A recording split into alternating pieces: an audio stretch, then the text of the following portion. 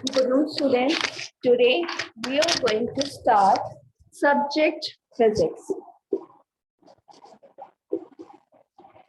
And in physics, we are going to discuss our first chapter, motion.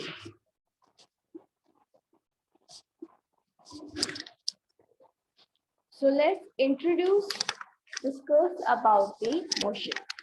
In our everyday life, we observe large number of objects. हम हमारे daily life में large number of objects को देखते हैं. Some of these objects are at rest while others are in motion. उनमें से कुछ objects आपके रेस्ट में होते हैं और कुछ ऑब्जेक्ट्स मोशन में होते हैं. Our house, the playground, our school, electric poles, trees and buildings are at rest and remain fixed at the place. अब जैसे हमारा घर हो गया, प्लेग्राउंड हो गया, स्कूल हो गया, इलेक्ट्रिक पोल्स हो गए, ट्रीज, बिल्डिंग्स, ये सारी क्या है? ये सारी आपकी रेस्ट पोजीशन में फिक्स पोजीशन पे है. Objects which are stationary and do not change their position with time are said to be at rest. वो ऑब्जेक्ट्स जो क्या होते हैं, कभी भी अपनी जैसे जैसे टाइम चेंज होता जाता है वो अपनी पोजीशन को चेंज नहीं करते हैं, हमेशा रेस्ट पोजीशन पे ही रहते हैं. उनको हम क्या बोलते हैं? उनको हम रेस्ट ऑब्जेक्ट्स बोलते हैं. मींस वो ऑब्जेक्ट्स जो किसमें है? सेम पोजीशन पे है. On the other hand, we observe birds flying in the sky, vehicles moving on road, trains moving on railway tracks, blood flowing through veins, and arteries. Such objects are in the state of motion. आप कुछ ऐसे objects हैं जो क्या करते हैं? Continuously move करते हैं. जैसे आपके व्हीकल्स हो गए, बर्ड्स हो गई, रेलवे ट्रैक्स हो गए. रेलवे ट्रैक्स पे जो रेलवेज मूव करती हैं, ट्रेन्स मूव करती हैं, बसेस हो गई. तो जो भी चीजें आपको मूव करते हुए दिखाई दे रही हैं वो सारी क्या हो जाती है आपकी? वो सारी आपकी मूविंग पोजीशन में हो जाती हैं. Such objects are in a state of motion. ऐसे ऑब्जेक्ट्स किसमें होते हैं? ऐसे ऑब्जेक्ट्स मोशन के स्टेट में होते हैं. Atom, molecules, planets, stars and galaxies are in state of continuous motion. Atoms, molecules, planets, stars, galaxies ये किस टाइप के मोशन में? कंटिन्यूस मोशन में प्रेजेंट है. An object is said to be in motion when its position changes in time. हम उस object को motion में तब बोलते हैं जब वो क्या करता है? टाइम अपनी पोजीशन को चेंज करता रहता है. Ordinarily, we can observe the motion of an object directly. तो हम जो मोशन ऑब्जेक्ट हमारा मोशन का ऑब्जेक्ट है उसको हम डायरेक्टली देख सकते हैं. However, in some situation, motion is inferred directly. कुछ ऐसे ऑब्जेक्ट्स हैं, कुछ ऐसे सिचुएशंस हैं जिसमें जो मोशन होता है वो इनडायरेक्टली होता है. For example, motion of air is inferred by observing the movement of leaves of trees and movements of dust particles.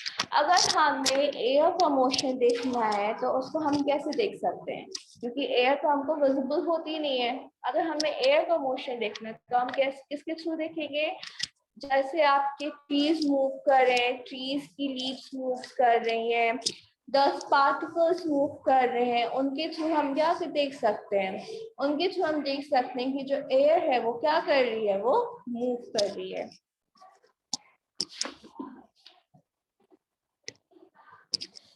Then rest and motion.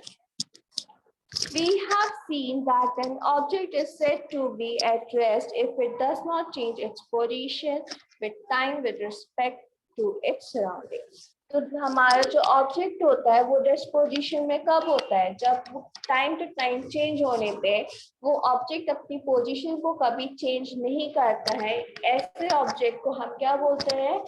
State in rest में बोलते हैं.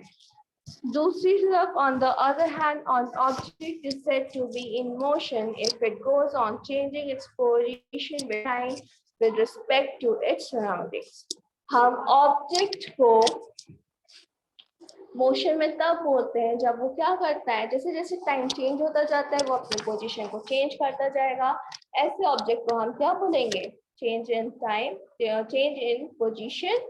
वो जब कर रहा होगा तभी हमारा ऑब्जेक्ट किसमें होगा, मोशन में होगा। Both rest and motion are relative term.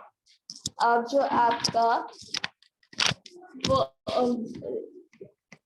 Rest and motion ये किस टर्म में है, ये आपके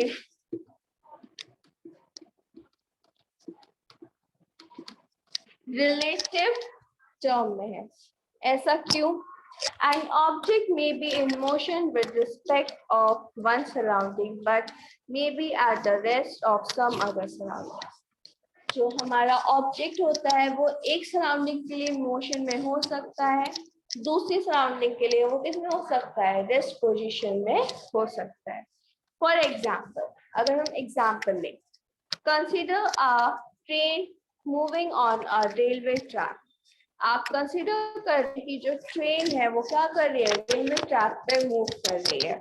A farmer standing in his field near the track precedes the railway, precedes the train and passengers sitting in it as moving. तो आपने देखा कि जो ट्रेन है वो क्या कर रही है, रेलवे ट्रैक पर मूव कर रही है। तो रेलवे ट्रैक के साइड में एक फार्मर खड़ा हुआ है, तो वो ये देख रहा है कि जो ट्रेन है वो मूव कर रही है और जो पैसेंजर है वो ट्रेन में बैठा हुआ है। However, passenger inside the train see his fellow passengers to be at rest. अगर ट्रेन के अंदर जो पैसेंजर बैठा हुआ है, जो वो बाकी के पैसेंजर्स को देखेगा तो वो किस पोजीशन में होगा, किस तरीके से होगा, रेस्ट में होगा कि मोशन में होगा, तो वो रेस्ट में होगा। अब इसी तरीके से हमारा सेकेंड आता है for the passengers in a moving बस। जब पैसेंजर्स किस में होते हैं, मूविंग बस में होते हैं, the roadside trees and poles appear to be moving backward. जो रोड साइड में ट्रीज होते हैं वो सारे क्या होते हैं, ट्रीज पोल्स, वो सारे बैकवर्ड मूव कर रहे होते हैं।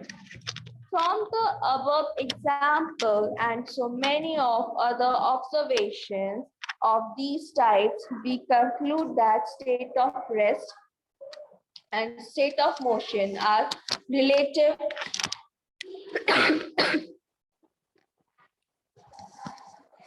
and they depend upon the choice of the surrounding. तो दोनों एग्जाम्पल्स को अगर आप ऐसे भी कई एग्जाम्पल्स को कंसिडर करेंगे तो उससे आपको ये पता चलेगा जो state of rest and state of motion है ये क्या है, एक दूसरे के रिलेटिव एग्जाम्पल है। अब नेक्स्ट आता है हमारा डिस्क्राइबिंग मोशन। अब हम मोशन को कैसे समझ सकते हैं। Origin of the motion, motion का जो ऑरिजिन है वो कैसे हुआ है। The location of the object is specified with respect to a reference point. अब जो भी लोकेशन होता है ऑब्जेक्ट का वो कैसे हम स्पेसिफाई कर सकते हैं, स्पेसिफिक पॉइंट से स्पेसिफाई कर सकते हैं। When we say that Sarita's school is 1.5 kilometer northeast of our home, अगर हम ये बोले कि सरिता का स्कूल है वो क्या है, उसके घर से 1.5 किलोमीटर नॉर्थ ईस्ट में है। We are specifying positions of Sarita school with respect of her residence. हम यहाँ पे क्या कर रहे हैं, सरिता के स्कूल की जो पोजीशन है वो उसके घर से बता रहे हैं कि उसके घर से जो उसका स्कूल है वो किस डायरेक्शन में है और कितने डिस्टेंस पे है। Thus, residence of Sarita is her reference point. तो सरिता का जो घर हुआ वो क्या हुआ, वो उसका रेफरेंस पॉइंट हुआ।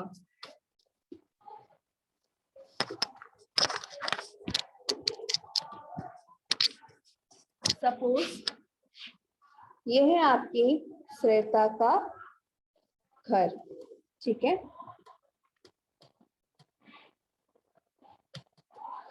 सरिता's हाउस। फिर बोला गया कि 1.5 किलोमीटर नॉर्थ ईस्ट डायरेक्शन में सरिता का स्कूल है 1.5 किलोमीटर नॉर्थ ईस्ट डायरेक्शन में क्या है, सरिता का स्कूल है। तो जो स्कूल की डायरेक्शन है वो सरिता के घर से बताई जा रही है। तो ये जो सरिता का घर हुआ, ये क्या हुआ, रेफरेंस पॉइंट हुआ।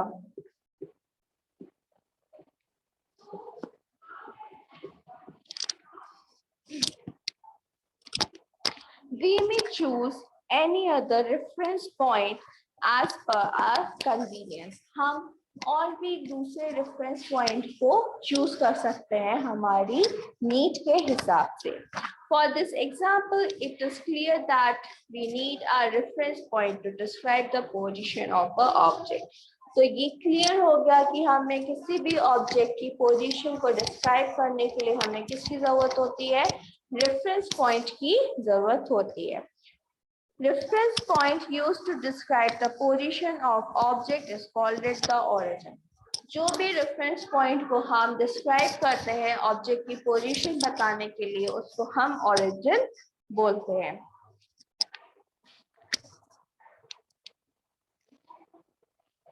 अब नेक्स्ट आता है हमारा motion along a straight line and displacement. Distance and displacement क्या होता है?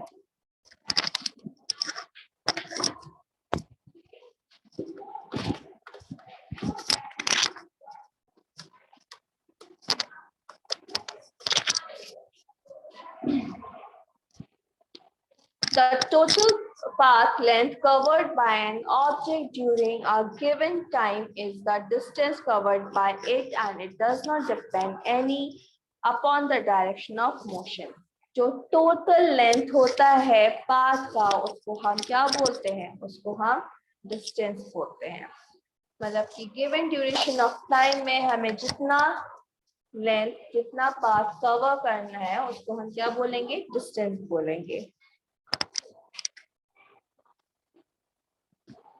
ये था आपका डिस्टेंस। अब डिस्प्लेसमेंट क्या है? The displacement of an object during a given time is defined as a shortest distance measured by from the initial position to the final position of the point. Means जो shortest distance होती है initial position से final position के बीच में, उसको हम क्या बोलते हैं? उसको हम डिस्प्लेसमेंट बोलते हैं। सपोज करिए जैसे अभी आपने सरिता का एग्जांपल लिया था, ये आपका सरिता का हाउस है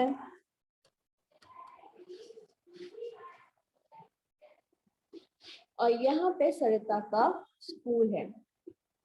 तो ये जो सरिता ने डिस्टेंस टोटल पाथ कवर किया था, ये हो गया उसका डिस्टेंस। फिर ये हो जाएगा उसका initial position,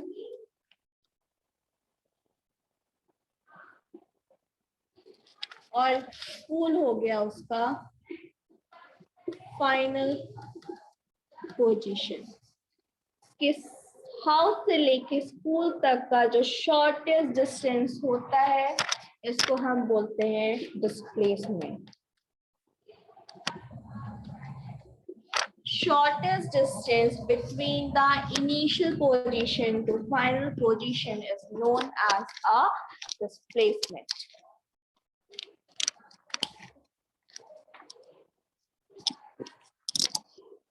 It is clear that distance covered has only magnitude, but displacement has magnitude as well as direction. जो डिस्टेंस कवर कर रहा होता है, इसमें क्या होता है? इसमें मैग्नीट्यूड होता है, पर जो डिस्प्लेसमेंट होता है इसमें क्या होता है? मैग्नीट्यूड प्लस डायरेक्शन होता है। अब मैग्नीट्यूड क्या होता है? Magnitude of the displacement is equal to the distance travelled by an object. Displacement का जो मैग्नीट्यूड होता है वो किसके इक्वल होता है? डिस्टेंस के इक्वल होता है, जिस ऑब्जेक्ट ने जितना ट्रैवल किया है।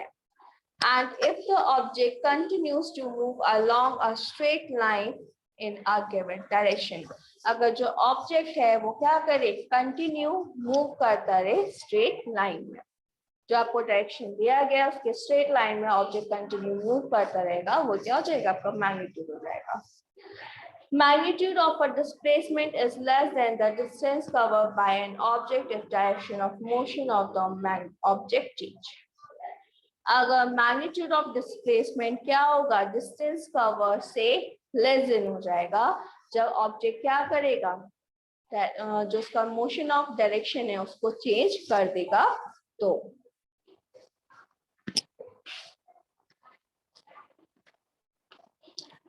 देन नेक्स्ट आता है आपका question.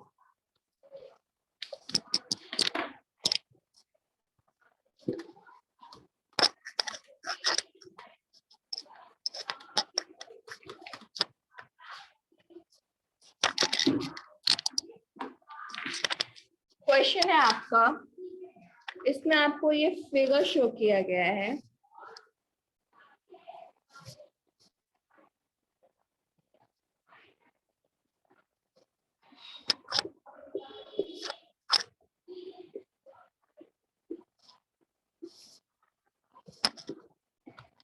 Five kilometre, 1 kilometre, 2 kilometre, 1 kilometre, 2 kilometre and 2 kilometre.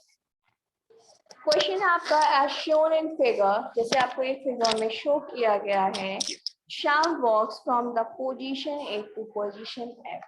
Shyam ने क्या किया, पोजीशन ए से पोजीशन एफ तक वॉक किया और along with the path, और उसका जो पाथ था वो क्या था, A, B, C, D, E and F. What is the total distance covered by Shyam? तो श्याम ने टोटल कितना डिस्टेंस कवर किया. What of the magnitude of his displacement? और उसका displacement of magnitude क्या था. Are the two equal? क्या दोनों इक्वल है? तो जब भी हम टोटल डिस्टेंस फाइंड करते हैं तो A से लेके F तक की जितनी भी पोजीशंस आपको दी गई हैं, जितने भी आपको पोजीशंस के दिए गए हैं, किलोमीटर्स दिए गए हैं, उनको आप क्या कर देंगे, प्लस कर देंगे.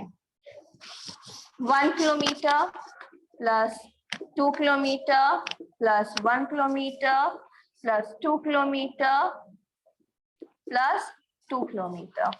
तो टोटल हो गया आपका 1 plus 2 3, 3 plus 1 4, 4 plus 2 6, 6 plus 2 8. तो टोटल इसने जो डिस्टेंस कवर करा वो हो गया 8 किलोमीटर. और जो इसका डिस्प्लेसमेंट है, मैग्नीट्यूड ऑफ डिस्प्लेसमेंट है. डिस्प्लेसमेंट हमने कैसे फाइंड करना था, इनिशियल पोजीशन से फाइनल पोजीशन के बीच में जो डिस्टेंस होगी वो क्या हो जाएगी, आपकी डिस्प्लेसमेंट. तो इनिशियल पोजीशन क्या है आपकी A और फाइनल पोजीशन क्या है आपकी F. तो यहाँ की जो डिस्टेंस है ये कितनी है, 5 किलोमीटर है. तो मैग्नीट्यूड ऑफ डिस्प्लेसमेंट आपका कितना हो गया, 5 kilometre. The magnitude of displacement is less than the distance covered by him. तो आप देखेंगे जो मैग्नीट्यूड है वो क्या है, टोटल डिस्टेंस से कम है. तो इस तरीके से हम क्या करते हैं, मैग्नीट्यूड और डिस्प्लेसमेंट को, मैग्नीट्यूड ऑफ डिस्प्लेसमेंट और टोटल डिस्टेंस को फाइंड करते हैं. अब नेक्स्ट आता है हमारा uniform motion and non uniform motion. Uniform motion and non uniform motion क्या होता है.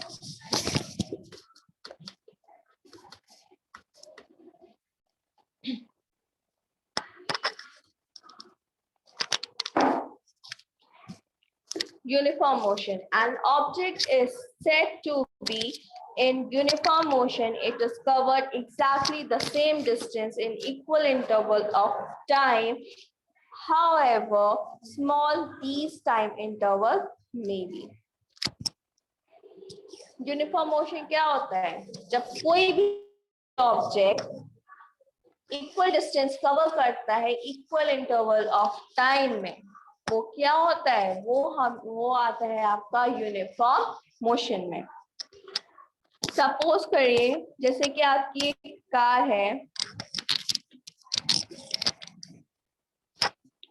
आपकी ये कार है जो क्या कर रही है? डिस्टेंस को कवर कर रही है।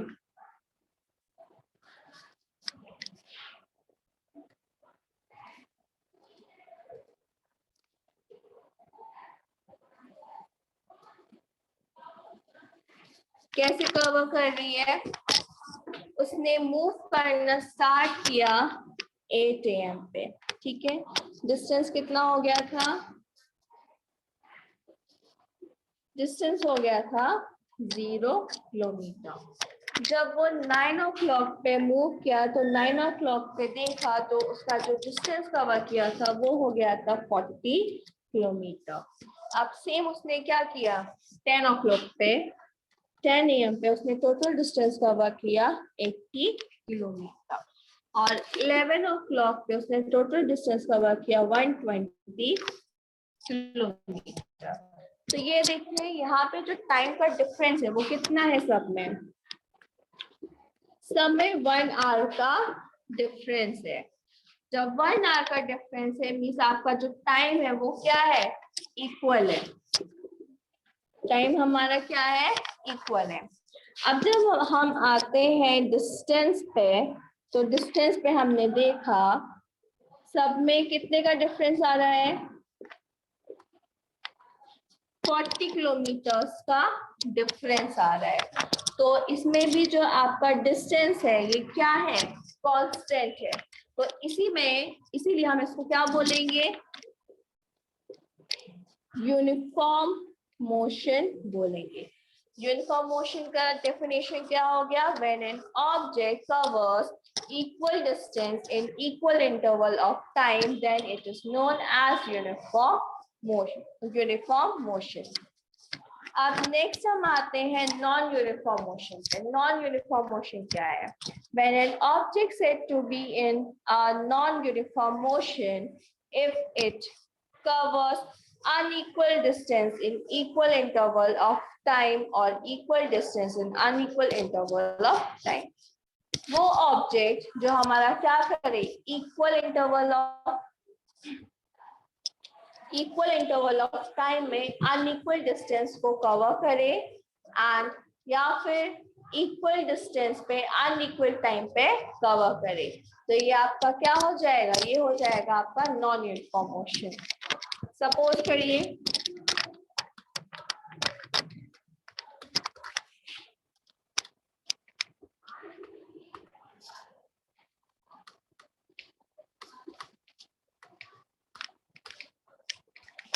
आपकी जो कार है उसने ट्रैवल करना स्टार्ट किया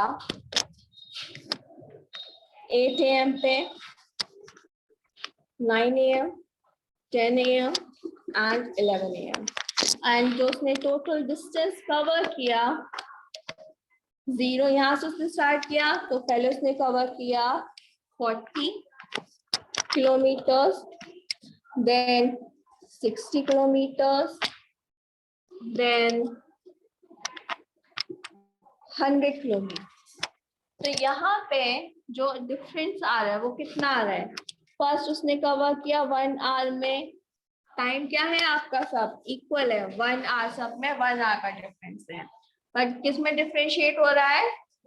डिस्टेंस में हो रहा है। तो डिस्टेंस हो गया आपका 40 किलोमीटर, फर्स्ट में डिफरेंस आया, सेकेंड में डिफरेंस आया 20 किलोमीटर्स का, थर्ड में आया 40 किलोमीटर्स का। तो यहाँ पे क्या कर रहा है? यहाँ पे जो उसका डिस्टेंस है वो चेंज हो रहा है।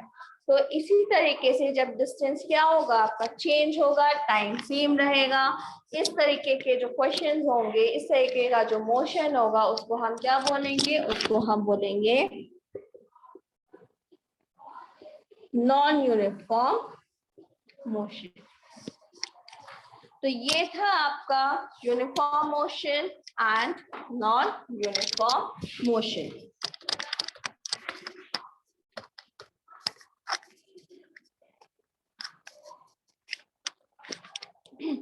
अब नेक्स्ट आते हैं हम measuring the rate of motion.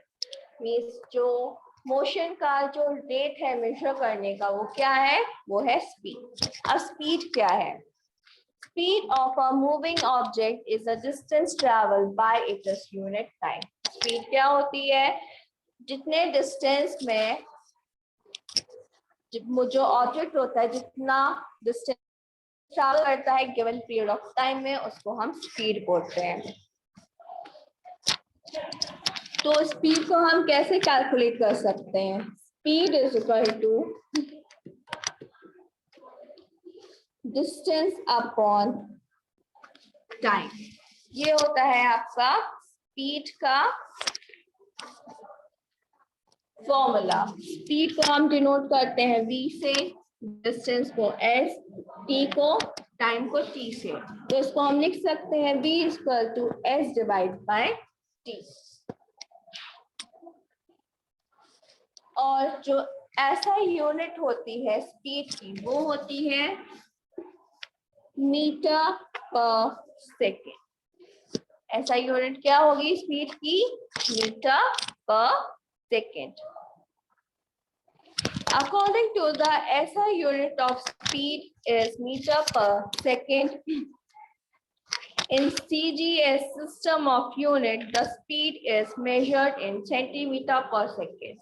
जब CGS सिस्टम होता है तो हम स्पीड को कैसे मेजर करते हैं? सेंटीमीटर पर सेकेंड में मेजर करते हैं।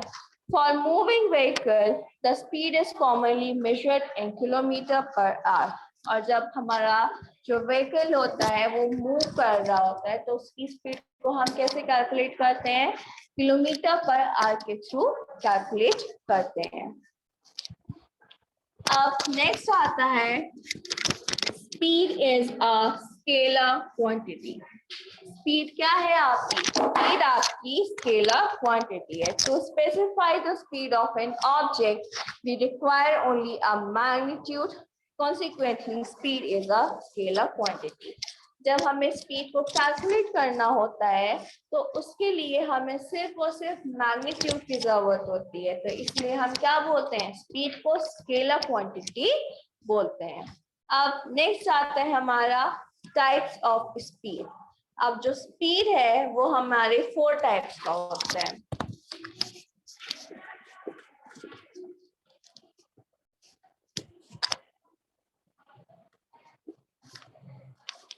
स्पीड आपके 4 टाइप्स का होता है।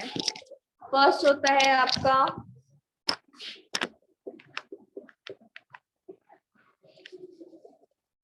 यूनिफॉर्म स्पीड और कांस्टेंट स्पीड। सेकंड है आपका नॉन यूनिफॉर्म स्पीड और वेरिएबल स्पीड।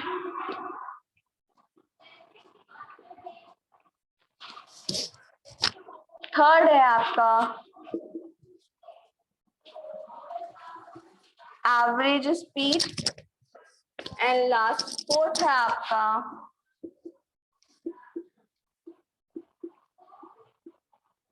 Instantaneous speed. तो ये है आपके टाइप्स ऑफ स्पीड।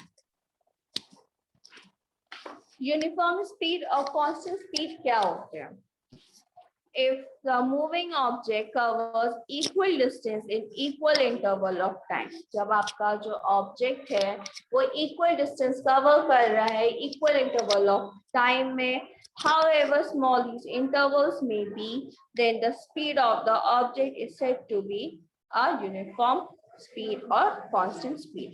भले ही कितने भी आपका जो इंटरवल है वो भले ही कितना छोटा क्यों ना हो, पर जो स्पीड है, जो डिस्टेंस है और टाइम है वो क्या है? जब इक्वली कर रहा है, इक्वली है, तो वो क्या हो जाएगा आपका यूनिफॉर्म स्पीड हो जाएगा। अब नेक्स्ट आते हैं हम non uniform speed and variable speed.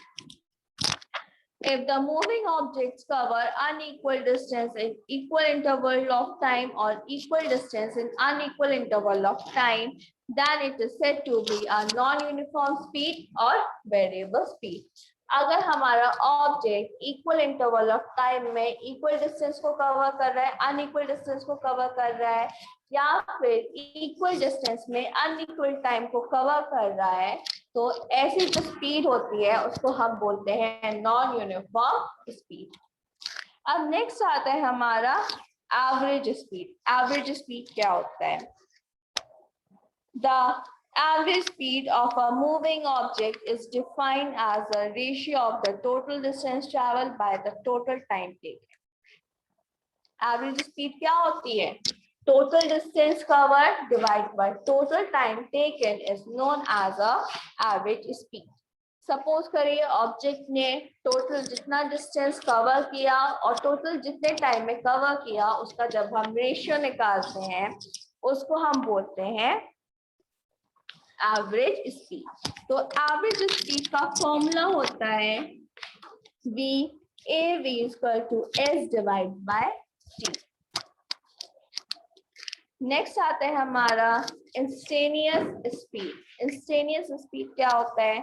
The speed of an object at a particular instant during its motion is called instantaneous speed. Means जब जो ऑब्जेक्ट की स्पीड होती है वो क्या रहती है? इंस्टेंट रहती है। वो जब भी मोशन में होता है जो उसकी स्पीड होगी वो इंस्टेंट रहेगी, कभी भी ना कम होगी ना ज्यादा होगी। तो ऐसी स्पीड को हम बोलते हैं इंस्टेनियस स्पीड।